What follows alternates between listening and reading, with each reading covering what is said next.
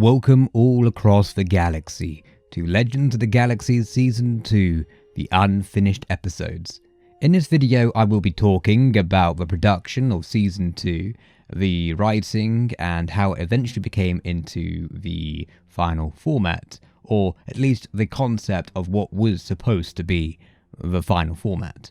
So back in 2019, the production of Season 2 began quite shortly, not too long after Season 1 had wrapped up and the episode was released onto the channel. I was fortunate that I made the decision that Season 1 would end open-ended, in the of them travelling, the two characters Arthur Prowse and William Iona going through hyperspace. This gave me as a writer an opportunity to go on to whatever direction I wanted with Season 2. There was two major different divergences. The first idea was that after the little battle in the asteroid field of the Ring of Catherine, they would, when they go into hyperspace, they would escape to Coruscant. And that's when they would find out about what is going on in the galaxy. And there they would bump into a character called Minister Awkin, but he wasn't Minister Awkin. Though he had the same kind of like job or something similar. Again, this script didn't get past that far because it eventually got scrapped.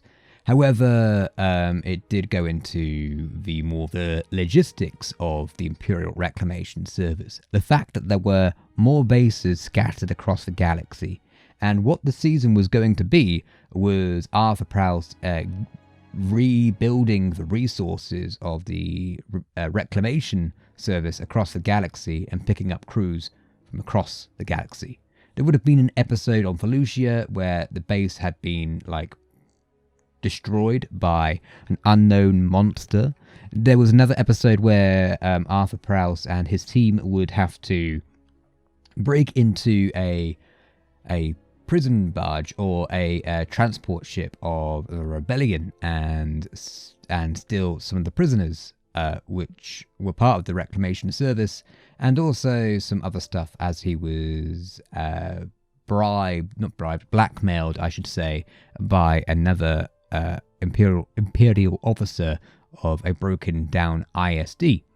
And while there were some awesome and cool concepts along the way, they didn't really mesh together so well. It didn't go from one to the other as smooth as this series does. So near the end of 2019 and the beginning of 2020 is when the other version of Season 2 started to happen. This being what was the concept of the final version, I should say, of Legends of the Galaxy Season 2.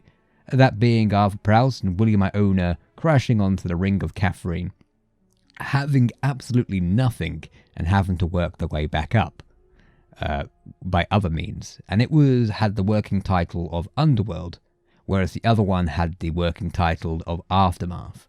Underworld I enjoyed more because, as I said previously, it went from one thing to the other quite smoothly, and the thing I didn't like about the Aftermath working title, where he goes back to Coruscant, is that they lose everything, and then they get it back also quickly at the end of Chapter 1. Whereas in this, they've lost everything, and they don't get it back. They try to, but they don't. And I like that idea that they have to change tactics, work with smugglers, criminals, enemies of the Empire, to get what they want in the end, to complete their mission. The mission comes first for these two. At least that's how it's supposed to go. And that's why I like this version a lot more. We also, the production was handicapped by what I could really do visually. as you're aware, the visual style kind of changed a lot from season 1 to 2. That being that everything moves. The background moves, the foreground moves, everything in between moves. To get that feeling that the camera is moving in a 3D space. And that took a lot of time to edit. But also, a lot of the models or the images are from Star Wars The Old Republic, the MMO, which also limited on what locations I could go to. This was the case in Season 1 as well, but we were following the story of Knights of the Old Republic, whereas this season is original in the sense that we go to these different planets because I, as the writer, wanted to, but also because the Old Republic MMO had those planets and I could go around the game and take pictures.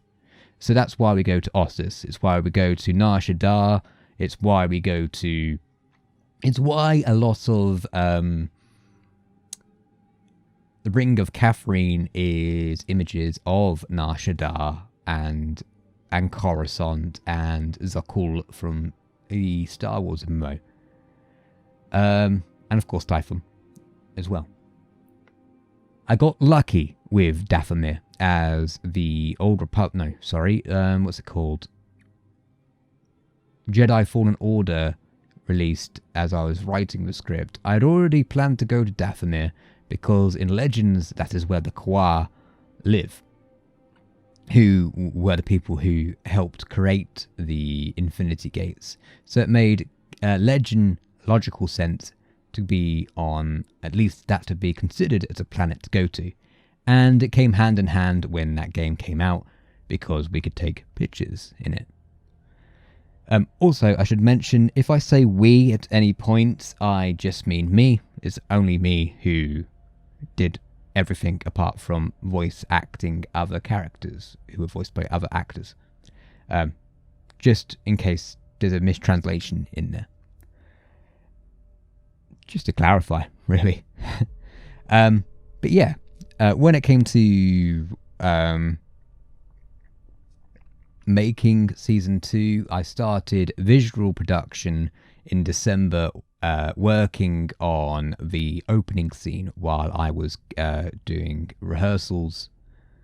Not rehearsals, while I was getting voice actors and actresses and everyone for Season 2. So the first 5 minutes of the chapter was done before I had a single voice actor done, ready to be in. So it was good timing, really. The first chapter was a lot of fun to make.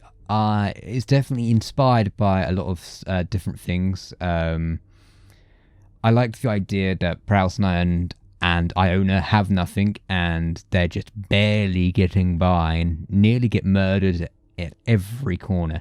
I kind of wish I kind of explored that idea a bit more. Maybe had almost the entire season on Catherine, and it not be about Voracata, but be about William and Iona trying to escape from these different crime syndicates, Zerka, but also other people trying to get this sensitive data of the Rakata.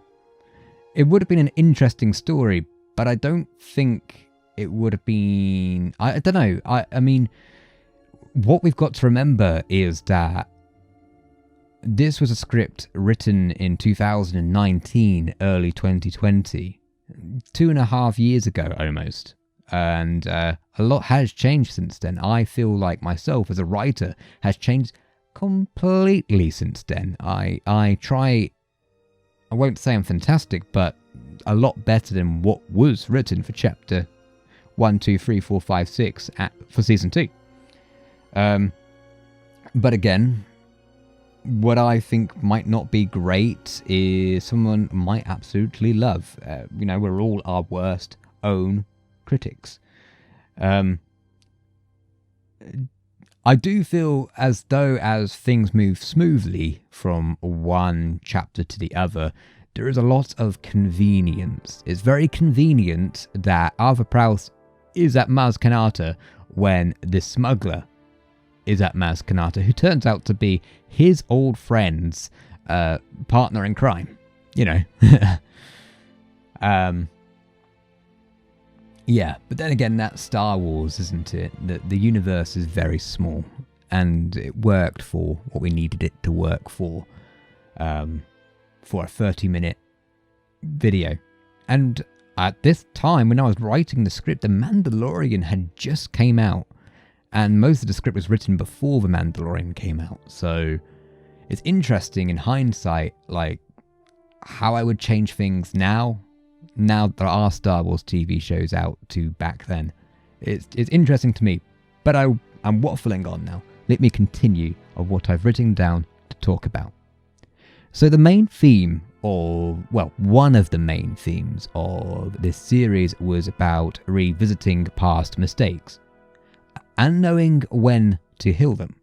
Knowing that in despite of the sacrifice of relations and friends, all of Arthur Prowse's prestige and titles mean nothing. He has gone from the director of a government-backed archaeological division of the government. I'm not sure that was a very worded sentence, but he's gone from that to nothing. He doesn't know that the Empire is gone or on its back foot, but he is on the back foot himself with William, as far as he knows, his boss, the Minister of the Sphere of Influence, Sphere of Knowledge, has gone rogue because he's been indoctrinated by the imprisoned one, the Rakata. So, as far as he is aware, he is wanted by the Empire, the rebels, and everyone in between. So, he's not in a very good place.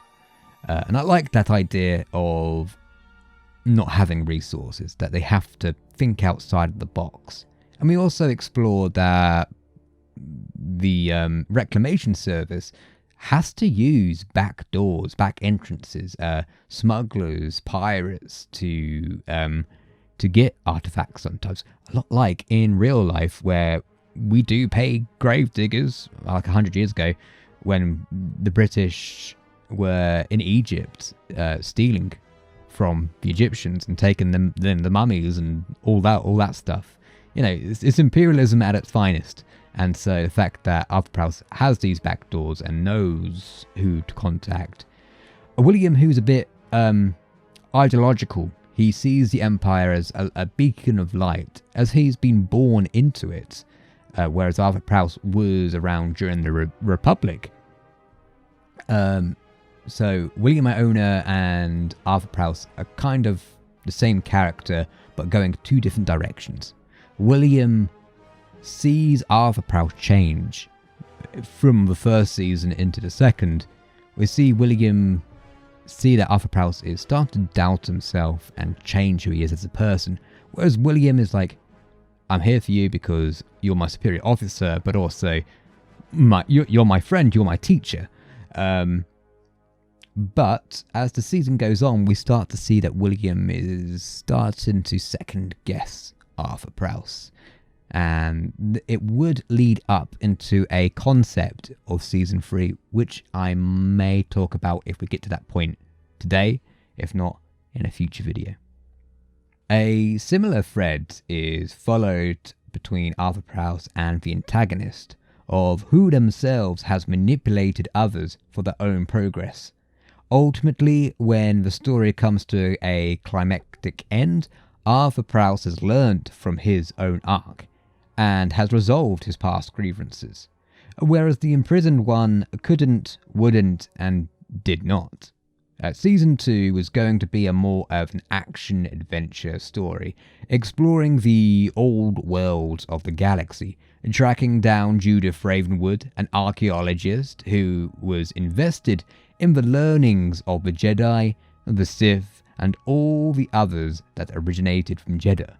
The story, after finding Prowse's old friend and colleague on Nar Shaddaa, continues to the Jedi world of Typhon, where they find where we follow the breadcrumbs of Judith Ravenwood, of where she has been living at the Twi'lek village for a while, getting to know them, helping them out, and then getting to the possibly a gate at the top of the mountain, guided by the Wind Warrior, Rullak, who is neither Jedi or Sith. In fact, she is something else. She is she's a Bendu. She has the Ashlar and the Bogan. She's the one in the middle. And being on Typhon has only attuned her more to the Force. She was already Force sensitive, but as we see in the parts you see in Chapter 3, when we first meet a Rullak in the chamber of where the Flesh Raiders are, she's battered. She's lost everything. She when she gets released by Prowse, and she force chokes the Flesh Raider in pure anger and disgust.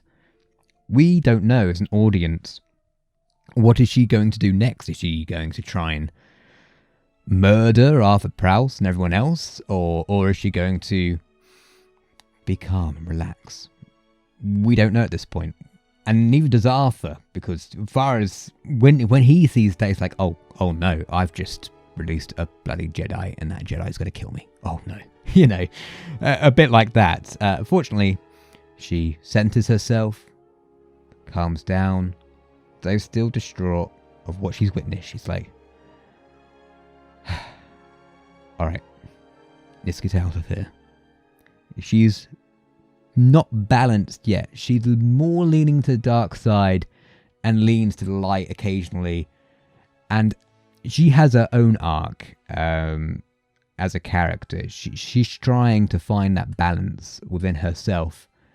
And we see her become her own later in the series as she's having doubts of, I'm the warrior of this tribe. I am the Wind Warrior. And the Matriarch is more of a bureaucrat, and she's always like, ha. Whereas Rullak is more call to action. She gets stuff done.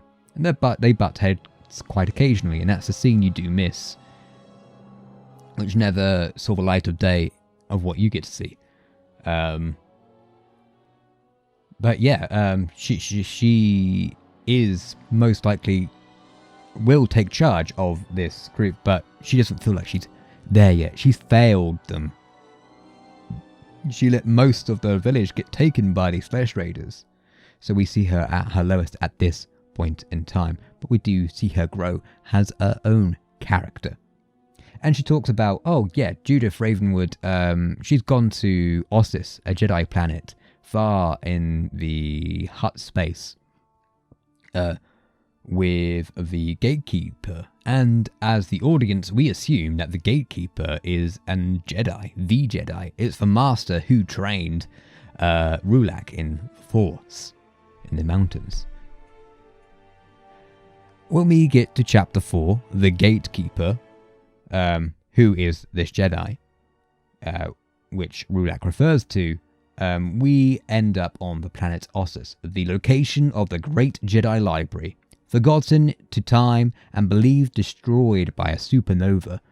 This chapter takes a more of a slow-paced one about ideologies and the belief in something, and losing faith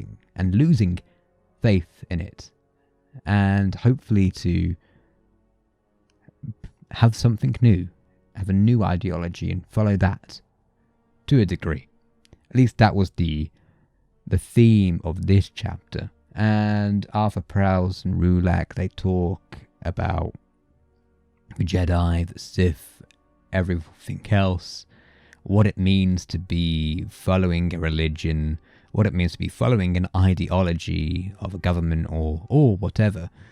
And maybe that you should probably follow your own, like, not to blindly follow something, but to follow an ideology because you yourself believe in it, not because you've been told to. And we explore that a little bit more in the temple as well. I am of my own, and I hold all faiths as what they are, pieces of a whole, in balance. And what faith do you follow, Dr. Prowse? I I don't.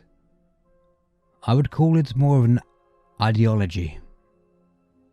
I want to see a galaxy unified. For people to work to be more than just a person.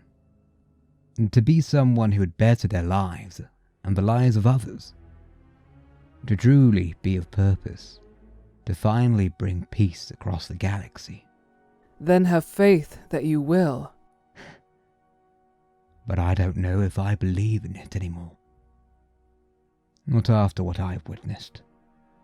Only you can decide on what carries you forward. The chapter takes time to explore the Forgotten Planet and the Great Jedi Library, to challenge Prowse's imperial beliefs against the Jedi, and just how much knowledge and guidance of the galaxy was lost during the Jedi Purge, and that of the Great Sith War that burned this planet. Here stands the knowledge of 1,000 generations of Jedi. When the team are reunited with Judith Ravenwood under the cavernous library, there's a bit of a tense conversation between Arthur Prowse and his mother. It's the first time they've met in a long, long time, probably since when he betrayed her on Jeddah. And so there's a bit of a like, I can't, this and that, and then it's like a connection of two archaeologists as he talks about, I found the Rakata. You won't believe it. And I also saw, imitations of the gates, and I understand what you're talking about now, Mother. They have a connection, but they still, I don't want to talk to you, but what you've told me about this Rakata, looks like I need to help you, because I have no choice, because the Empire's going to find me, because they need to find me to open the gate for the Imprisoned one. And also, I'm doing this for the crew we have accumulated, and also there's a bit of motherly love of I still care about my son. There's still that in her, she's not disowned him, she's just really pissed off with him. So she accepts to join the mission. It is here where we learn that the gatekeeper has been dead for thousands of years, and what Rullak was referring to was in fact a holocron. But it did not only give knowledge, it was also a key to open the gates. It's also, if you do look carefully, you can see it in the released chapter 3. Arthur Prowse stumbles in a hole in the ground, and that's where the holocron would be to open the gate. We also learn that person on the floor, the imitation, is of an old Jedi called Yana Corvella, the gatekeeper of Typhon. I am Yana Corvella, gatekeeper of Typhon. It is a pleasure to see old and new faces alike. Master, it is an honor. How can I see this? I thought you had to be force sensitive. To open a holocron, yes, but not to view it in the holder's presence. How is he responding to us? He must be hundreds of years old. Thousands. A long and laborious task, what requires the patience of a Jedi, recording every answer I could possibly give a student of the Force. Who built the gates? They were not built, but created by beings known as the Qua, who gifted their knowledge across the galaxy under the guidance of the Celestials. And they eventually gave the gift to the Rakata. Yes. However, the Qua realized too late how unbalanced the Rakata were. In the land of Lehon, from the fires of their world, the infinite empire birthed. In secret the Star Forge, and into this forge they poured their cruelty, their malice, and their will to dominate all life. One by one, the realms of the galaxy fell to the power of the Rakata. Many died to seal the gates before any more horrors leaked. However, the Rakata, with the power of the Starforge, created spacefaring ships that could travel across the galaxy, pioneering the first use of hyperdrives. Soon, the galaxy was under the shadow of the Infinite Empire. We were fortunate Tython was not discovered until many decades later, when the Rakata were weakened by their own hubris. Do you know where the other gates are? No, myself and others only guarded the gates from our respective worlds. But the great library on Osis can show you. Place the holocron upon the table at the far side of the Grand Compendium. Know that the knowledge you seek must be balanced from the Ashla and Bogan to the Bendu. Near the end of this episode, Minister Awkin has tracked down the crew to this planet, taking the holocron from them. The team narrowly escape with the help from Captain Arrick Malacorin.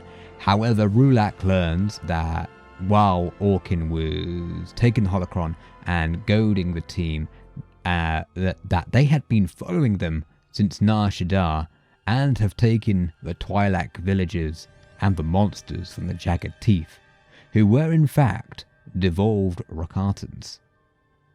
We also learn, Rullak also learns that Arthur Prowse, Wooly and William Iona are Imperials, and the fact that Judith and Zara used to be part of the Imperial Reclamation Service as well. After they escape, Rullak in the Perusia holds a sword against Arthur Prowse's throat and is like, "Tell me why I shouldn't kill you right now. Tell me why. You're an Imperial scum. You exiled our entire village from Ryloth. It's people like you. Why I should kill scum like you? You know, she's royally pissed off right now, and rightly so. You know, she's lost her tribe again to these Imperials, and now she's discovered that these people who she needs to trust are Imperials still, and some of them are ex-Imperials. But you know, this and that. She's angry at this point, and she's trying to keep that balance, but still leaning a bit too far into the dark side. After some words from Zara and from Judith Ravenwood, she calms down, and it's a bit like Han Solo being choked by Chewbacca. Like, there's still a chance to save Han, and it's still a chance to save the villagers from a certain aspect, and they have to complete their mission, because we can't let the galaxy have the same fate as the villagers if everyone is indoctrinated by the Starforge and the Imprisoned One. The team are at the lowest, recuperating on the Perusia, but they must continue their mission to save not only the villagers, but the entire galaxy from the Imprisoned One from reaching the Starforge.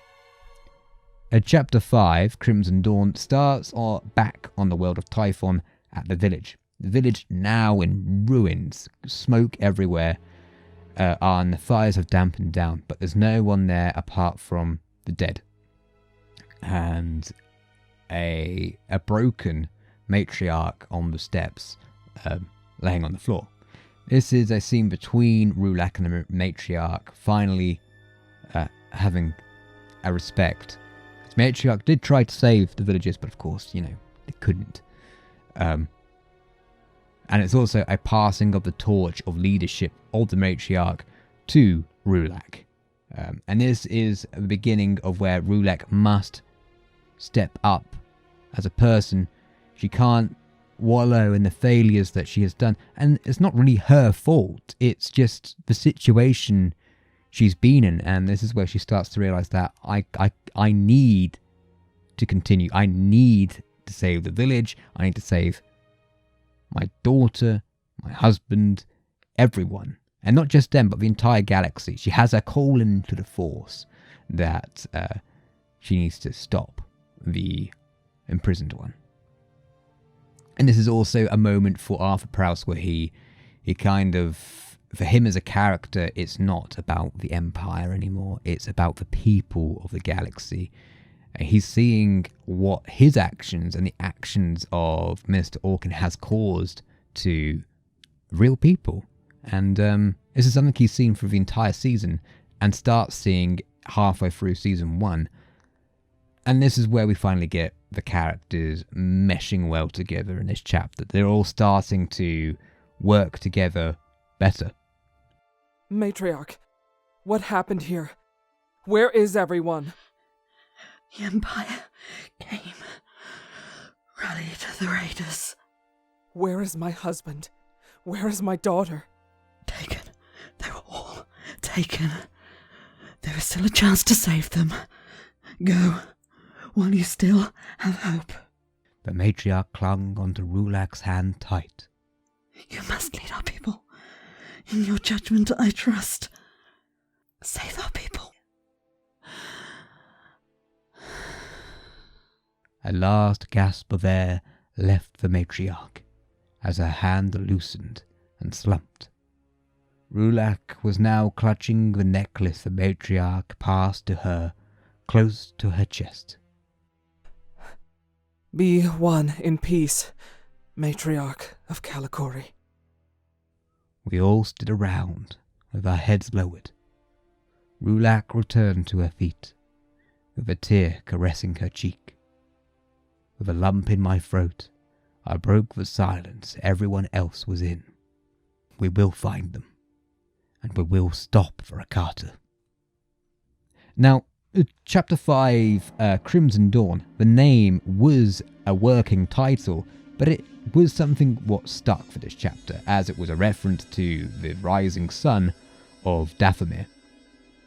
Dathomir was chosen, again, because it's where the Kwa reside in the mountains, in Legends, but in this story, it is the location of where a working Infinity Gate can be found. Now, again, as I mentioned, I was restricted on production-wise of what I could write in. For example, there wasn't a lot of imagery of the Kwa, and if they were, they weren't very good imagery. And I liked the idea that they were this race which had died off completely, at least in this version of canon, that they tried to fight the Rakata and they just lost. As we'll find out why, and, well, it's a good motivator for Minister Awkin, of why he wants to help the imprisoned one, or why he is so willing to be indoctrinated. Before arriving to the planet, the team prepare and we take a moment of downtime to connect the characters together before the climax of the series. A moment of where the characters can talk. You know, you have it in every series or movie where it's like, we're going to get through this, right? We're going to get through this and we're going to have plans, to make you connect more of the characters before some of them die, or some of them get hurt, or whatever. Who knows? Suppose you'll find out in just a moment. But yeah, this scene I'm showing you now was a scene between Arthur Prowse and his mother. This is where they start to air their grievance a bit better, and Arthur Prowse is extremely sorry for what happened, and a massive regret between them both. Sitting at the table was Dr. Ravenwood, examining her datapad. I placed the medical supplies on the table next to her. Zara wanted me to give you this. I know you hate using blasters. The old doctor placed her datapad down and spoke. You know, Junior, it's been a long while since we shared an adventure or two. Yes. Do you remember the last time we sat at a table? She started flickering through her notes on the datapad, trying to avoid the question. Back on feed. Oh, what did we talk about? We didn't talk. We never talked properly. She was still flickering through her datapad, but raised her head for a brief second. What are you going on about? We were always chatting. She took her hand away from the datapad and spoke again. Is there a problem? A regret. We spent so much time digging up the dead. They became more important than anything else. It was all what you cared about. Actually, I cared for you a lot. You're my son. When? I gave you an education, took you across the galaxy, enlisted you into the Reclamation Service. I taught you everything you know.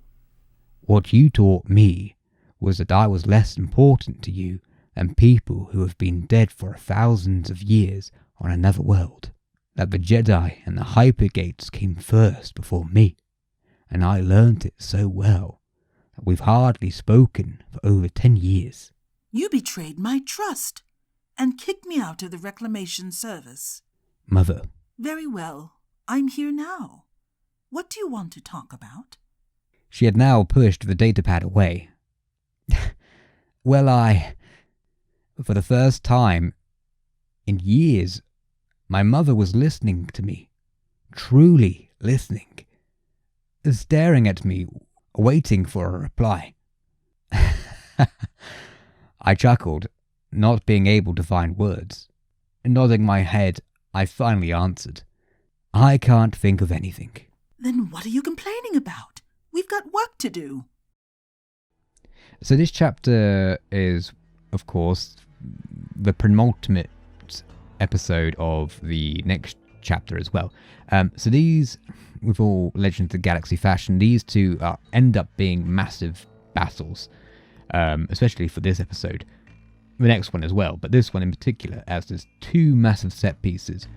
One on the Interdictor, where there's this, unfortunately I won't ever be able to show it, but an idea that the in the concept of a micro jump is something what Thrawn does, where he's able to calculate pinpoint of where a Star Destroyer is going to come out of hyperspace by using an interdictor. And it's something that Arrick Malacorin does, because they need to get into the interdictor, but I don't want to be too far away from it, they're going to get shot down. So they hyperspace into close to Dathomir, but not that close enough to land or to be tractor beamed by the interdictor or shot up. So they get there, they see the interdictor, and Arrick goes, you know, this is gonna be risky, but I'm gonna do that old Imperial trick, you know, the one with, I can't remember how the line went, but it was a good line. And so they do a micro jump from quite far right up to the maw of the ship, and then they're in real space by the time they get into the hangar and land very hastily into the hangar, into the ship. And they get out and they start blasting and they make their way through the ship. And there's two teams. One goes to shut down the tracked beam out over gravity wells. The other go and try and rescue the tribe from the prison cells. And they end up doing that. Arrick, Malacorin, and William Iona shut down the gravity wells, but they get overwhelmed, so they end up blowing it up to get out. And by doing so, the interdictor is falling into the planet. And I thought it'd be a good, it's like they're almost like as they're trying to, as the villagers they've managed to save in the Perugia in the YT 2400, as they all escape from the interdictor, the gravity is still pulling them down with it. So as they're trying to escape, they're going into this massive Grand Canyon, and you see them disappear, and you see this explosion, and the explosion just pushes them back out of the gravity field of the interdictor, luckily. But of course it means that they crash onto the planet, luckily, a little close enough to walk to the mountain, again, very convenient, but it means that the ship is very damaged, and the villagers are like, "Whoa, my head hurts." Now we've got to fight the counterattack of Imperial forces guarding the perimeter of the mountain of where the gate is located, fighting ATSTs and Rakatan-controlled troopers. After a costly battle with many Twi'leks dead, Rullak gives a speech as the mission to stop the Rakata from getting to the Starforge must continue with the help of volunteers. So this is a moment, again, where Rullak is really the person she needs to be right now. She leads the Twi'leks, who are like, oh my goodness, oh, so sad, this is awful. But she does this rallying speech of like, who are we? Who are we? We are us, and we need to get through this, through passion we gain strength. She's taken words from the Sith, but also the Jedi, and she merges them together and makes it her own. It's pretty good, I like it. There is a little bit of influence from something else, but I still think it's different enough where I still used it, and it was a good, fist in the air. Let's crack on and show these bad guys what is truly going on, who we really are. We have to continue. We have to get to the gate. For pity's sakes, give us all a moment. If we do not quicken our pace, then we will lose everything we fought for. He's right. I see in your eyes the same fear that would take the heart of me. By our ancestors and the Calicori we hold dear, we must stand. We must fight this battle because no one else will.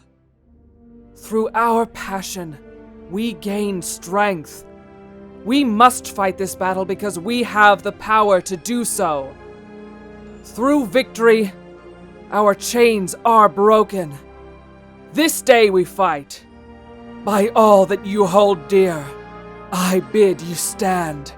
Twi'leks of Ryloth. The episode ends with those who wish to pass into the gate stepping through, ending in a cliffhanger. And at this moment, if you haven't realised already what the gates are, this was the entire crux of the entire series.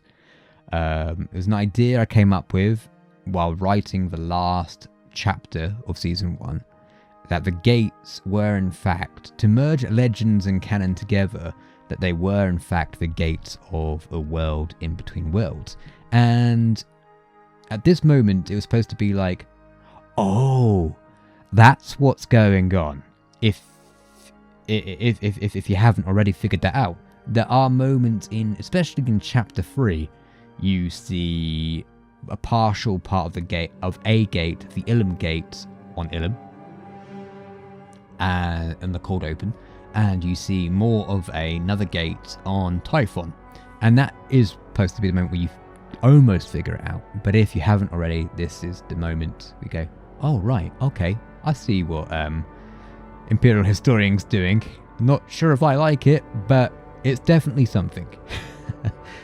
For me, it was an interesting idea because it makes logical sense. If, in a hypothetical situation, if the Rakata were to come back and you wanted them to make sense in the canon universe where they fought Jedi millions of years, thousands of years ago, it would make sense it was these old gates, because it could have been a way the Jedi traversed around the galaxy, and how the Rakata traversed around the galaxy. Maybe not with the whole time thing, but definitely with going from one place to the other. The gate is open, and in doing so, the galaxy around it. Know that what you seek may have already been, and what you know has not come to pass, for good or ill, or the Ashlar or the Bogan. May the force of others be with you. So, Chapter 6, The Gate of Lehon, we explore the world between worlds, and it starts off like, oh my goodness, what is this place? A bit of wanderlust in this area, and the team split up. This being William Iona, Arthur Prowse, Zara, Judith Ravenwood, Rullak, and a couple of Twi'leks as well. Arrick, Malacorin, and Tiva stay behind to repair the ship and to get the villagers out of Dathomir and to get them as far away as possible if things go pear-shaped. So they all take a different route to try and find the Gate of Lehon more faster by going separately. And in the scene, you can see them in the background, far, far away.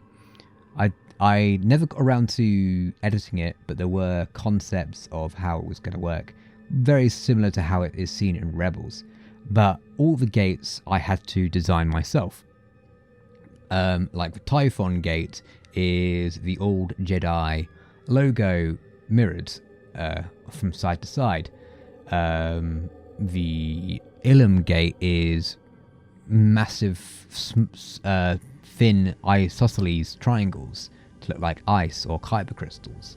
The Jeddah Gate, and that's an interesting one because I did some research to find out what would really link Jeddah together, and there were these horses or something which you only see in background shots or in concept art alone. And I like the idea of using them as like old Jedi transportation or old religion, and just some iconography to link it up together. So use that, and of course you've got the Dathomir Gate as well, and of course we've got the Gate of Lehon, which is the logo of this series. It's something to be like, hey, it's been staring at you the entire time, right in front of you. There's some people probably have gone, oh wait, isn't he doing something with the world between worlds? Is it just a cool logo? So yeah, it was supposed to be like clever. Just blowing my own trumpet a bit there. But I thought it was a cool idea that I wanted to do it so much. So we follow Arthur Prowse on his own road of the world between worlds, and we eventually find a gate of Jeddah. And at this gate, we see the moment where Arthur Prowse becomes the director of the Imperial Reclamation Service and betrays his mother. We don't see the actual betrayal of his mother, but we see the reason or the orders of what he says and what he's been ordered to do against his mother. Of course, as we've established throughout the season, that she was a Jedi sympathizer, and exploring Jedi artifacts was outlawed. She was trying to, it's not explained that much in the actual series, but just to give you some context, she was trying to smuggle Jedi artifacts because the Empire were just cataloguing them and putting them into these observatories, which she couldn't gain access to, and neither could Prowse. And Prowse was like, well, I'm not gonna... He's still believing, at least back then, that the Jedi, are evil and the whole Jedi conspiracy. And she's like, I don't know about that, son. Do you want to not be a prick? And he's like, oh, no. I want this job. I want the prestige. And that's what we learn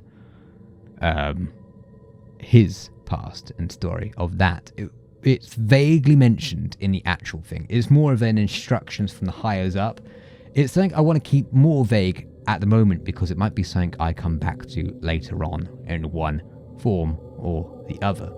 He backs away from it, and this is his own lesson to be, because it's in the past, he could reach in and change it, but he has a realization that he can't change the past, he has to continue to fix the future, which is the entire message of this season. The team regroup, and one of them have found the Gate of Lehon, Rakata Prime. They go through the gate and they enter Rakata Prime, and they fight some sentries who are left there, that being a couple of stormtroopers. As they're fighting them, one manages to escape on a speeder. Arthur Prowse and William Iona chase him on the speeder. They crash, or he crashes, but as they escape through the jungle and the clearing, we see the stormtrooper get shot in the distance, and it's not by Arthur Prowse or William Iona. Like, well, who is shooting a stormtrooper? It's the Mad Claw. The Mad Claw. And I'm thinking, well, we killed the Mad Claw. It got blown up by... Oh, we're in the past. Because we've seen previously with the Jeddah that, and in Between Worlds, that you can see the past and possibly the future. There's a theory that the Emperor in that episode is from the future, from Exegol and not from Coruscant. But anyway, they're seeing the Mad Claw and they're hiding in the bushes and whatnot. And this is where it's like, oh, no, we're in the past. So they know that for a fact that Rakata is not going to do anything at this moment because they're waiting for this moment in time to continue because it's a fixed moment in time. If Arthur Prowse and William Iona don't get out of Rakata, they don't go back to don't go back to known space, and it means all the events which has happened in the episode don't transpire. And it does possibly mean that they don't find Ravenwood because they only found Ravenwood because of Iscariot's bionic arm leading them there. Sure, maybe we would have found Typhon, but we're getting into whatever. This is just supposed to be a half an hour story. So yeah, that's why they're going to wait. And again, Arthur Prowse has learnt the lesson about Jeddah. And so William Iona sees the Carthowder and he's like, oh, we need to go down there. We need to save our old crew. We won't know from the past if we just try and take them away from the side. And Arthur Prowse is like, no, we cannot do that. This is a fixed moment in time. As I have just explained the reasons why. And this is the first moment we see William vocally say, you're wrong. And disobey a direct order from Prowse.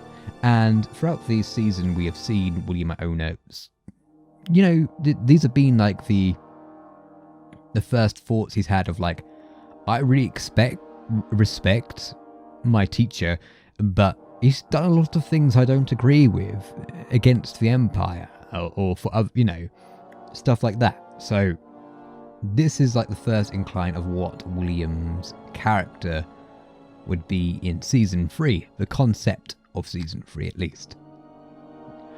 William does go down, just try and save the Carthowder crew, but fails. We don't see it, we only see the aftermath of it, because we are following Arthur Prowse's perspective. He comes back and is like, I understand the lesson you've taught me now. Let's continue. And he's a bit sad. And he's like, I understand now. And he still feels... He doesn't show it, but he's definitely feeling a little bit bitter towards Prowse. As he feels like he could have helped. And there's other stuff as well, but I can't say it. Unless you want me to do a conceptual ideas for for Season 3, if that's something you would like.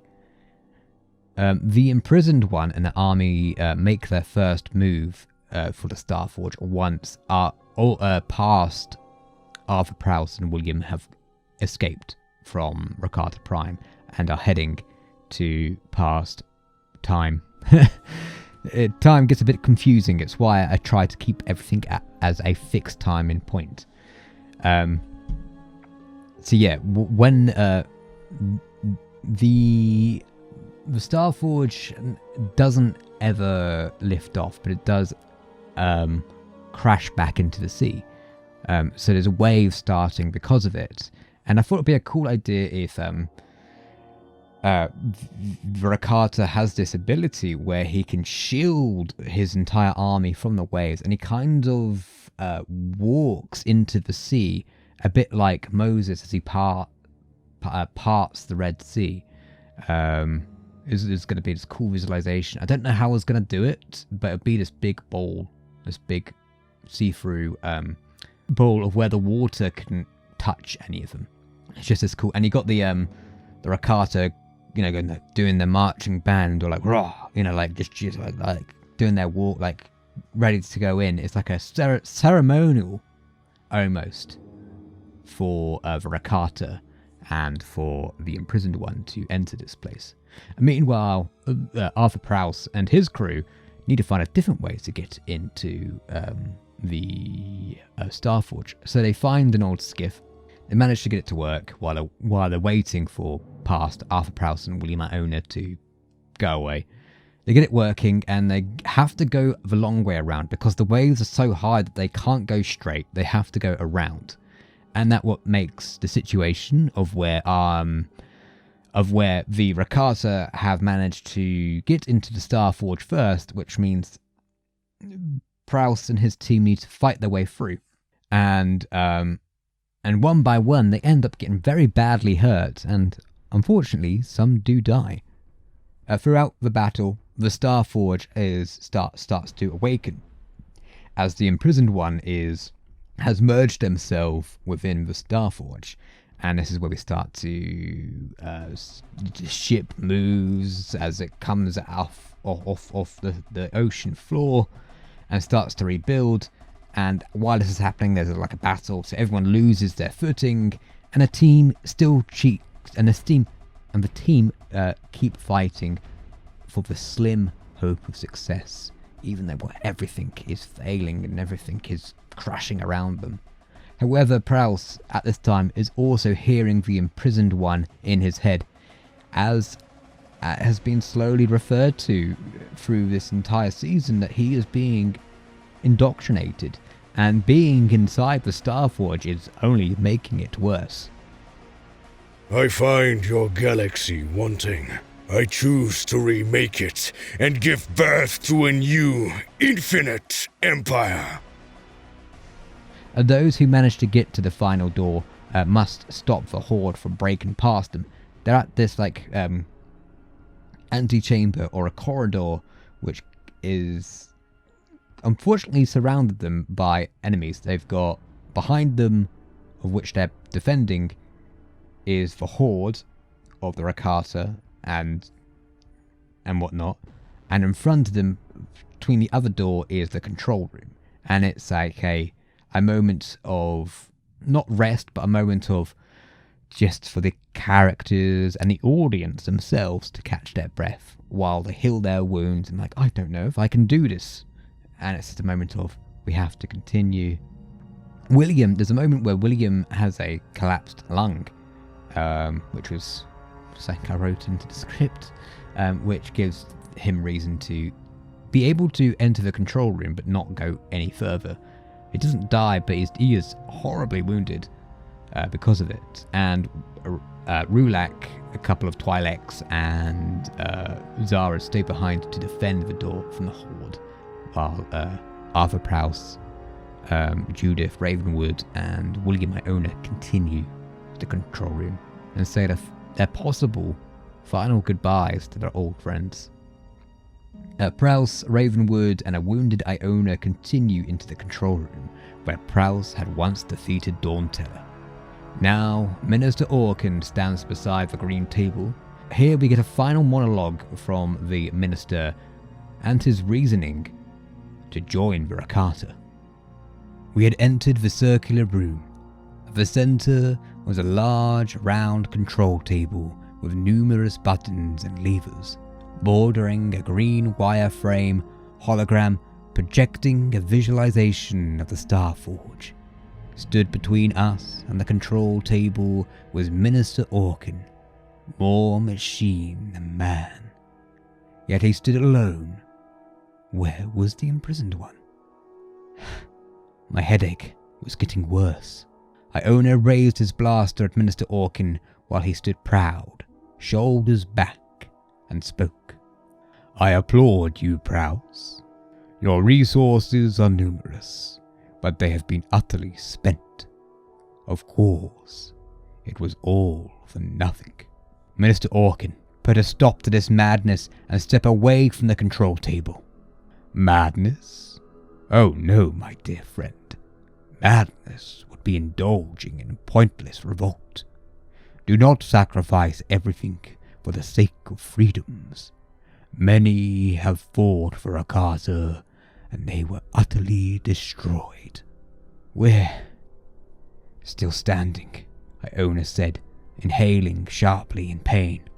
I'm afraid you have already lost. In a few moments, the imprisoned one will have full control of all of the Star Forge's systems. The Rakata hasn't won yet. We can stop it. Step aside and the invasion will never happen. I've told you once before, this is not a battle nor a war we can win. The galactic civil war has left wounds that will take decades, if not centuries, to heal. The Empire does not have the strength to survive. Fleets of warships, soldiers, and people were lost. Entire planets were decimated, their inhabitants dead or refugees. Even if a new republic is formed, it is a great burden for any civilization. We have self-inflicted our own demise. The people of the galaxy are dying. This war you seek against the Rakata cannot be won with the warships or soldiers. They are but crude matter.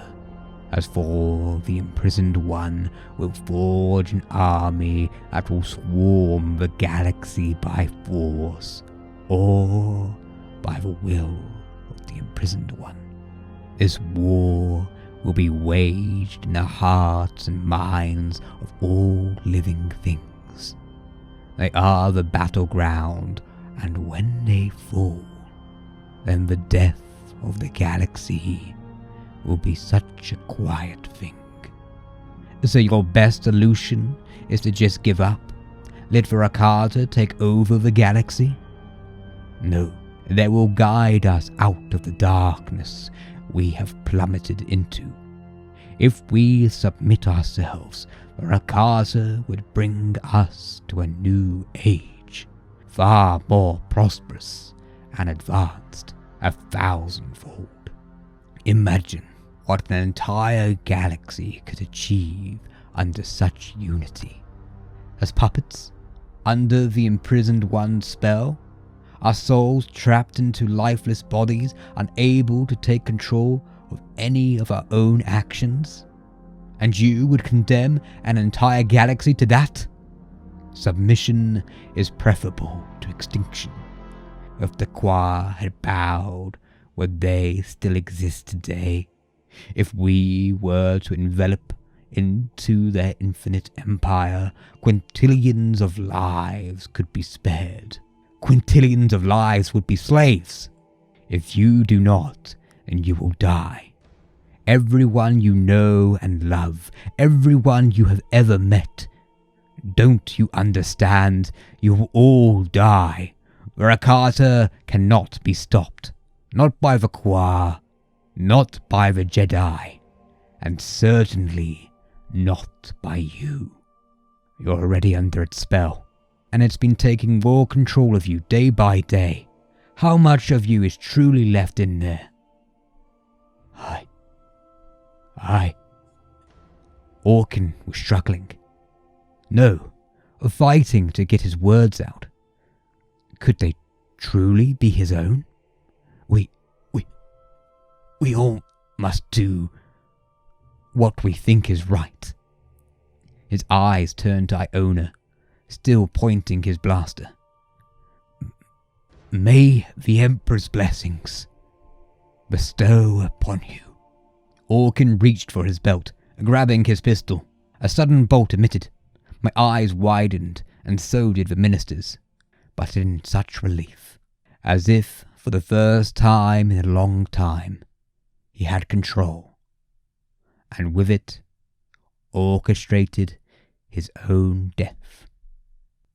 After this altercation, the Star Forge, however, was independent from the controls from the room, so it wasn't like a simple switch off like last time. It was now controlled by the imprisoned one in the chamber above.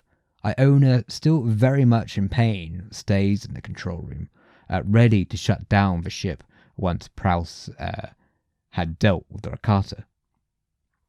Prowse and his mother continued to the throne room beyond, where the imprisoned one had merged into the Starforge. The final battle between Prowse and the imprisoned one should be won without weapons, and should be won with the mind and the will of each other. Everything that has transpired has led them to this moment between Prowse and the imprisoned one. I see you. I was overwhelmed. An urge powered me to move forward towards the center of the arena. In awe of the superstructure the imprisoned one was now encased within. Can you feel it? The presence of everyone aboard this station? Their beating hearts, the draw of their breath, their senses working as one. A current drifting from one to another, set in motion by the eye of the storm, their passions turned into energy into a chorus. It is the rising swell at the end of a song, the promise of an encore, the call of a new melody in the dark. Whispers perverse into our ears, hearing grunts of the flesh raiders and the absence of the indoctrinated stormtroopers, but also the relenting struggle from the fighting of Valleran, Rullak and Zara. But a sudden cold strike left myself breathless for a moment as Valleran was slain. Fear, anger, determination, gone within an instant. A calmness. The chorus replaced with silence as the cloak of years fall upon them, exposing their fragility. But I am eternal. Before me, you are nothing. Your extinction is inevitable. My legs seized, frozen into place. My arms heavy. My headache worse than ever before. But what horrified me was the realization that my heart was in beat of the Starforge. There's an entire galaxy who will stand against you. Confidence born of ignorance. Your galaxy is broken, scattered, and left wanting. With my guidance, the galaxy would be one nation, free of all weakness.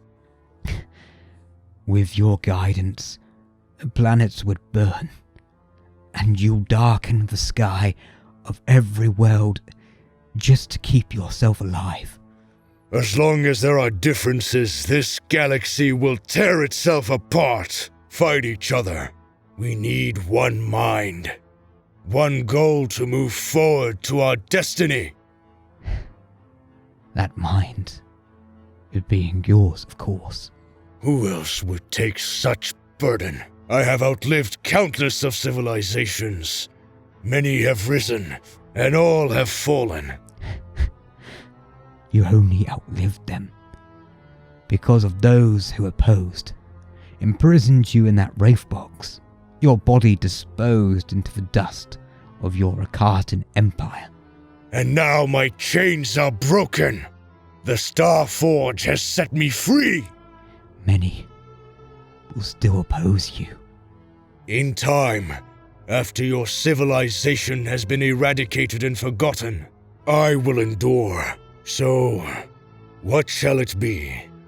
Do you join in unity, or do you die here? I took a step forward, placing my foot upon the bottom of the stairs. Though it was like my legs were filled with ferrocrete. I refuse. I took another step up the stairs, but every step I struggled to take, my head screamed, my skull feeling like it was crushing my brain as my vision darkened, and above all, the thunderous heartbeat in sync of the Starforge. I seized as a burning sensation coursed through my body. I fell onto the stairs, overwhelmed by the flashes I was envisioning. I could hear my mother cry out for me. Junior! but it was only a whisper compared to the calamity of noise. I continued, crawling up the stairs in absolute agony. Gritting through the pain, the stairs felt never-ending. I was now on my side. I could see my mother struggling to move, petrified by the will of the Star Forge, its indoctrination persuading her to stay in place. Junior! I heard her shout again, but I was still in a daze. She spoke again, this time more softly. Arthur, you can do this, my child. I gasped in relentless pain as my body fought against my own will, as if it was stretching itself apart. Determination filled my body as I climbed up the mountainous stairs. The beating of the Star Forge was ear-piercing, vibrating within my broken body. All I was thinking was the journey what got me to this point. We had all sacrificed something to be at this moment. What I had lost, what I had gained, and remembering what I was fighting for. I felt an ache in my heart, a knot in my throat. It overcame me, and those thoughts battled the beats, the flashing, the excruciating headache, fighting for my own will. I regained my footing, placing my foot on the final step, dragging the other behind as I came up from all fours to meet the imprisoned one on equal level. My entire body was twitching as I composed myself, pulling the thermal detonator Zara gave me from my pocket. For the first time in what felt like an age, I could clearly think. The fire of the Star Forge had extinguished from my mind. I pressed on the control panel, opening the pyramid casing. A blinding light shone as the casing revealed the wraith box, what had bloomed open like a flower, with the stark white emitting from within, to then be all around just as I primed and dropped the detonator into the box. Nothing. I could see nor hear anything. Just a white void. Harkening back to the side quest from the original Knights of the Old Republic game, where the playable character is stuck inside the Wraith box with the imprisoned one. It was a fun concept and I had a cool concept visual of the white slowly cracking, tearing itself apart as the physical body of Prowse had dropped the thermal detonator into the box. And so time was slowly moving in this box as the box was slowly breaking and the reality of it crumbling apart. So the idea was the same as it is in Knights of the Old Republic. A game of riddles was an element in this scene, and it was how Prowse manages to escape the box. Again, it being a battle between the wills that are to be fought with the mind, not with blasters and weapons. Despite this in hindsight, realizing now it is a thermal detonator that undoes the imprisoned one. But, you know, you discover this 2 years later after writing and finalizing your script. But still, the idea of it being a battle of the mind for the will was still there. And I did use some of the riddles from Knights of the Old Republic and some ones I made up, which were fun to use. It was a difficult scene to write for the new riddles because I wanted them to be okay, and it was difficult, to say the least. But it was fine. I think it was okay, and it made some logical sense of why Arthur Prowse might do this. And he realizes himself, like, oh, I should have just died in the box with him. But he realizes that, well, that's too late. Yeah. Again, Arthur Prowse has an epiphany of... it's not about him, it's about everyone else. Again, it's about not fixing the past, but the future. A bright, shining light blinds Prowse back into reality as he is pushed back by the force of the contained detonation within the Wraith box. As it closes, it was important that Prowse and his mother should have a quiet moment chatting, catching their breath after their achievement. For the first time in a long time, they have both done something good in the galaxy. It was also a good moment for the two characters to finally be okay with each other. Clutching onto my wounds, exhausted, I collapsed to the floor. Mother rested me against the wall and sat also out of breath beside me with a view from above, looking out to the observation window. The sun was setting under a different light. Stars from distant constellations twinkled behind. Every star I could see, we saved. Arthur, you did it. We did it. It's quite a view. Best seats in the house. Stay with me. We're almost through this. Mother spoke as she grabbed a Bacta-stim from her large pocket and injected the blue-green liquid. I grunted in exhaustion. You did good, my child. You did good. I'm proud of you. Thank you, Mother. Thank you. The remaining crew escaped the Starforge, using the shockwave of the crash to push the skiff back to where the gate resided. In theory, the gate would be destroyed after they entered the world between worlds by the cataclysm caused by the Starforge crashing into the island and sea. Here, the ending gets a bit rushed. We go from scene to scene, wrapping things up between the crew. The Twi'lek villagers on Typhon, and Prowse's new mission to change the remnants of the Empire within. A setup for Season 3 between Prowse and Iona. All within a return of the Jedi-style fireworks celebration. In conclusion, though at times I really do like this story, I do feel it lost quite a bit of its intrinsic, complexities along the way to streamline it into a possible production. Also, I leaned very much heavily on references and different stories. In hindsight, and what I believe in now a lot more, I should be inspired by them and should not be imitating them. I also feel that the character of Prowse should have stayed as a more older gentleman rather than the younger action adventure Indiana Jones type.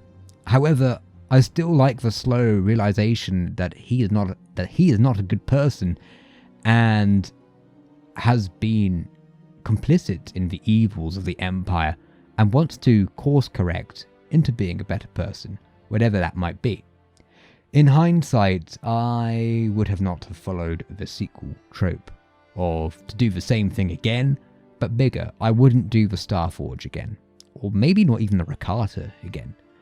I feel that my writing has improved since I wrote the script, and that I would choose a different Legends topic and focus more on Arthur Prowse and William Iona, and expand upon the Reclamation Service a bit more. If I ever do another narrative story, it would most likely not involve this story of the Perugia crew, despite me really enjoying the characters and the performances. It would focus more on the imperialism of the Galactic Empire and how the Empire uses false envoys such as archaeologists to get into unclaimed territories. Alas, this has been the unfinished episodes of Legends of the Galaxy Season 2, The Gates of Lehon. I hope you enjoyed the journey.